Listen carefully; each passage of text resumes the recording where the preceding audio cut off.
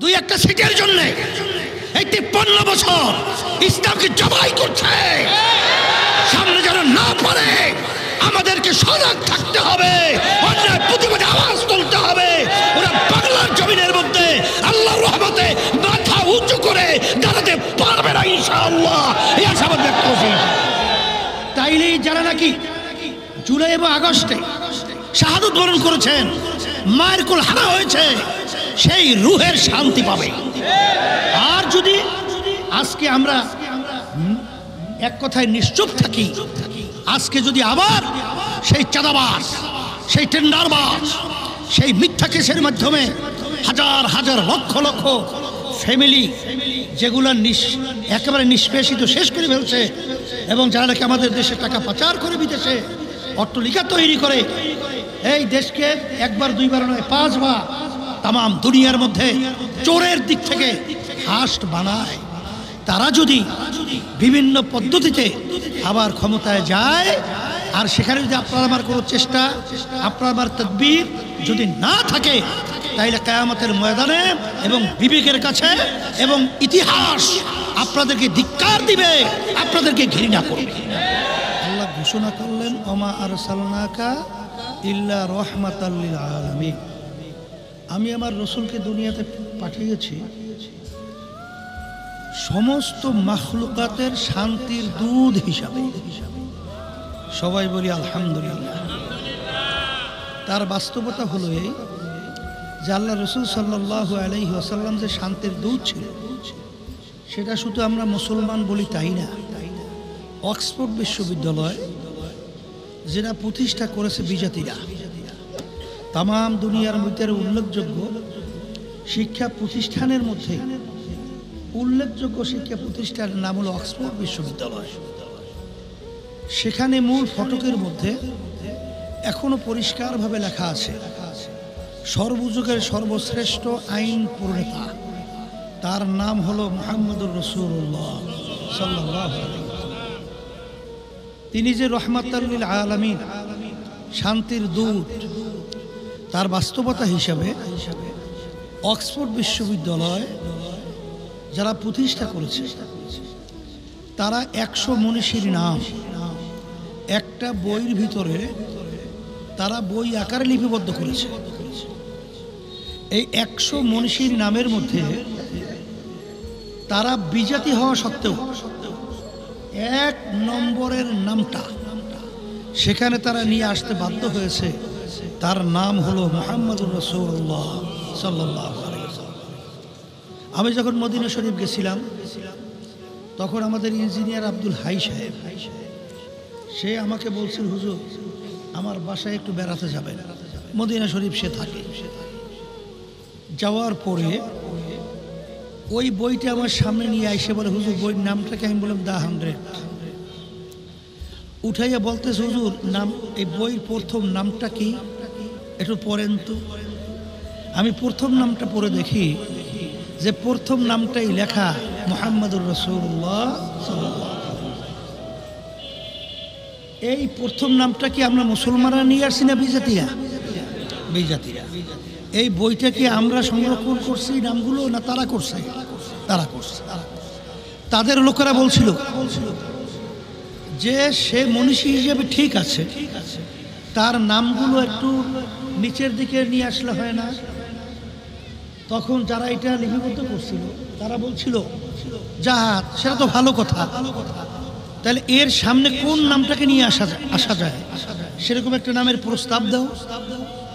এক পর্যায়ে তাম দুনিয়া তারা তন্ন করে হন্য হয়ে ঘুরছে, কিন্তু ওই নামের গুণ বিশিষ্ট মানুষ আর দ্বিতীয় দুনিয়াতে পাওয়া যায় না। আমি আমার ভাইদেরকে বলবো, এই জুলাই আগস্টে এই যে ঘটনাগুলো ঘটে গেল, এই ঘটনাগুলো ঘটার মূল কারণ হলো যে আসলে আমরা আল্লাহ রসুল যে শান্তির দূত হিসেবে আসছিল, সেই নীতি আদর্শ অবলম্বন না কইরা যেই নীতি আদর্শের আলোকে আমরা চলতেছিলাম, দেশ পরিচালনা করতেছিলাম, ওই নীতি আদর্শের মাধ্যমেই একটা মানুষকে খুনি বানাইছে, টাকা পাচারকারী বানাইছে, আয়নাঘর তামাম দুনিয়ার বিরল ইতিহাস, এত বড় নির্মম পশুত্ব আচরণ, যেটা শুনলে শরীরের পশমদার হয়ে যায়। এই নির্মম নির্যাতনের ঘর, এইটা তৈরি হওয়ার মূল কারণ হলো এই নীতি আদর্শ ফলো না করার কারণে। আজকে আপনারা দেখেছেন যে আজকে বাংলাদেশের ভিতরে জুলাই আগস্ট অভ্যুত্থানের পরে এখন যে ইসলামের পক্ষে যে মাঠ তৈরি হয়েছে, এই মাঠে যদি আমরা ঠিক মতো ইসালি এবং এই মাঠ যদি আমরা ঠিক মতো কাজে লাগাতে না পারি, তাহলে আপনারা লিখে রাখেন যে এইরকম ভবিষ্যৎ আরো জুলাই, আরোই আগস্ট, এরকম টাকা পাচারকারী আর এরকম জালেম, এটা আমরা দেখতেই থাকবো। এখান থেকে আমরা কোনোদিনে বাঁচতে পারবো না। এই জন্য আমি আমার ভাইদেরকে বলবো যে পর্দা আড়ে মা বোনরা যারা শুনছেন, আসলে বাস্তবতা হলো এই যে আল্লাহ রাব্বুল আলামিন মানুষ মাখলুকা সৃষ্টি করেছেন, দুনিয়া সৃষ্টি করেছেন। মানুষ দুনিয়ার ভিতরে শান্তি পেতে হলে কোন নীতি আদর্শ ফলো করলে তারা দুনিয়াতে শান্তি পাবে, আখেরাতে মুক্তি পাবে, একমাত্র সৃষ্টিকর্তা ছাড়া অন্য কি ভালো কেউ জানতে পারে? এই জন্য আমার আব্বাজান রহমাতুল্লাহি আলাইহি একটা কথা বলতেন, ইঞ্জিনিয়ার যে ইঞ্জিনিয়ার তৈরি করে ওই ইঞ্জিন সম্পর্কে ইঞ্জিনিয়ার ভালো জানে, যে ইঞ্জিনের কোন পাইপে তৈল ঢুকাতে হবে, কোন পাইপে মোবিল ঢুকাতে হবে। কিন্তু কেউ যদি চালাকি করে ইঞ্জিনিয়ারের থিওরি বাদ দিয়ে মোবিলের পাইপে কেউ যদি তৈল ঢুকায়, ইঞ্জিন চলবে?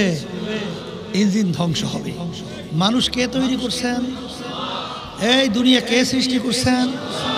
কোন নীতি আদর্শ ফলো করলে মানুষ দুনিয়াতে শান্তি পাবে, এইটা কে ভালো জানে? আবার জোরে বলেন, কে ভালো জানে? এই জন্য আমার ভাইদেরকে বলবো, আওয়ামী লীগ, বিএনপি, জাতীয় পার্টি, অন্যান্য আদার্স মানব রচিত তন্ত্র মন্ত্র যারা দেশ পরিচালনা করেছে, এদের পরিচালনা দেশ আমরা দেখেছি। এখন যেই দেশে ভিতরে 92% মুসলমান বসবাস করে, যেই দেশের ভিতরে এই বাংলাদেশের রাজধানী ঢাকাকে বলা হয় মসজিদের নগরী, যেই দেশের ভিতরে আজানের শব্দে বাচ্চাদের ঘুম ভেঙে যায়, আজানের শব্দে বাচ্চারা মায়ের কোলে ঘরে যায়, সেই দেশের ভিতরে একটা নীতি আদর্শ অনুযায়ী দেশ পরিচালনা আমরা বাংলাদেশের মুসলমান দেখি নাই, এবং অন্য বিজাতি যারা রয়েছে তারাও দেখে নাই। সেই নীতি আদর্শের নাম হলো ইসলাম।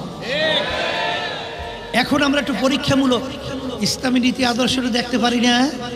আসতে বলেন, দেখতে পারি না?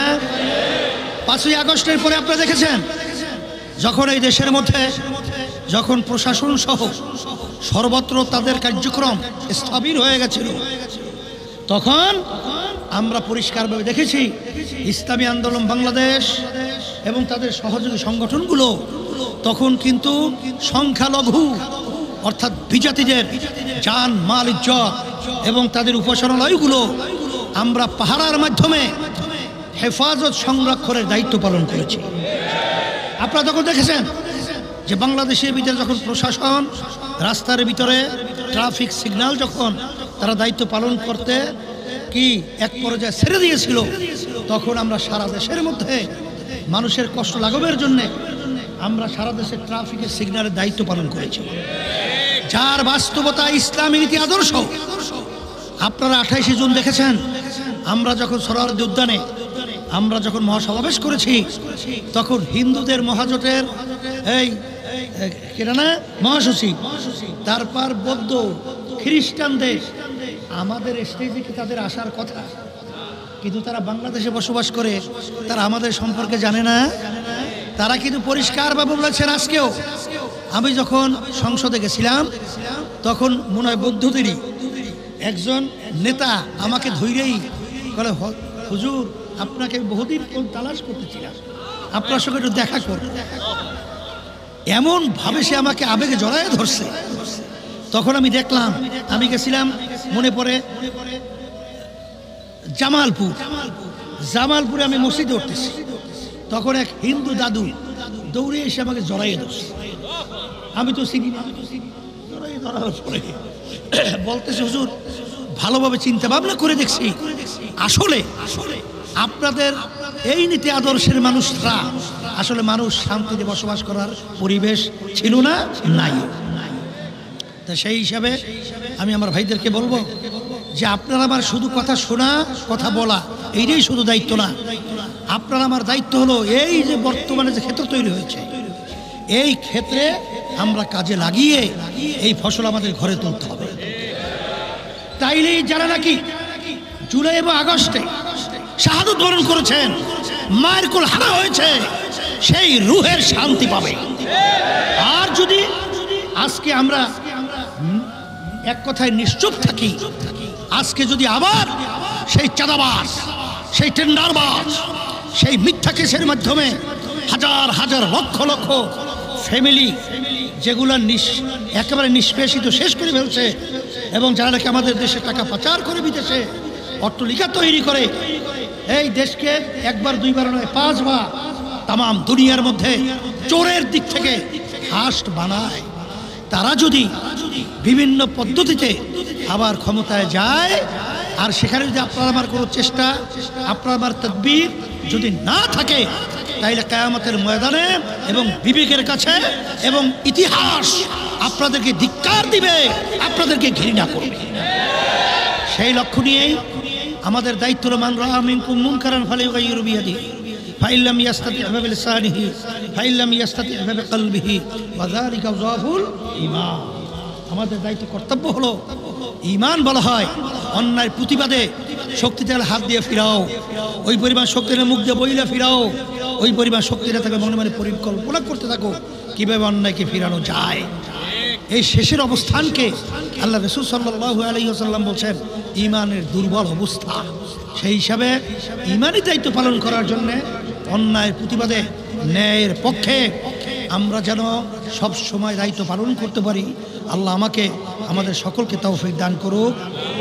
আর সে সিদ্ধান্ত অনুযায়ী আমরা আমাদের সাধ্য অনুযায়ী আমরা কাজ করতেছিলাম, কাজ করতেছি। আল্লাহর কাছে দোয়া করেন আল্লাহ রাব্বুল আলামিন যেন আমাদের এই আশাকে আল্লাহ পূরণ করেন, এবং আমরা যেন আমাদের বিবেকের কাছে নিজেরা জব করতে পারি, জব দিতে পারি, এই তৌফিক যেন আল্লাহ দান করেন। এরপরেও দেখবেন এটা তো বলা যায় না যে কে কখন কোন সময়, কারণ আল্লাহ রাসূল সাল্লাল্লাহু আলাইহি ওয়াসাল্লাম বলছেন হুব্বুদ দুনিয়া রাসু কুল্লি খতিয়াতিন, সমস্ত গুনার মূলই হলো এই দুনিয়ার মোহ। এই দুনিয়ার মোহ বলতে দুই একটা এমপির জন্য, কিছু সম্পদের জন্য, কিছু টাকার জন্য, এই কিছু সম্মানের জন্য। এই বড় দলের এক নেতাকে বলতেছিল যে আমরা কিন্তু কিছু হুজুর টাকা দিয়া কেনার জন্য কার্যক্রম শুরু করছি।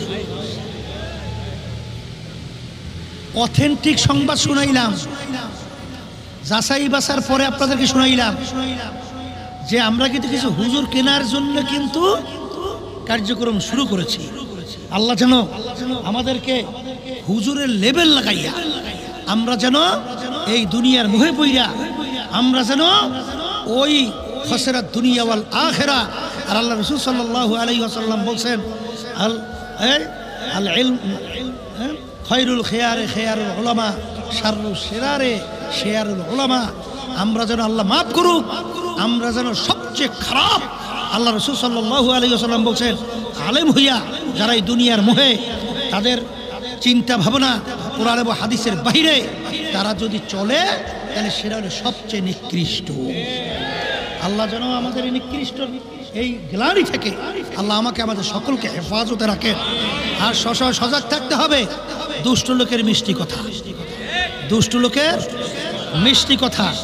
যখন চোরামি করে, চুরি করে, তখন কিন্তু দেখবেন আপনার সামনে খুব কৌশলী, খুব সুন্দর সুন্দর কথা বলে, কিন্তু ওর নজর কিন্তু পকেটের দিকে, কখন আপনার পকেট মারবে।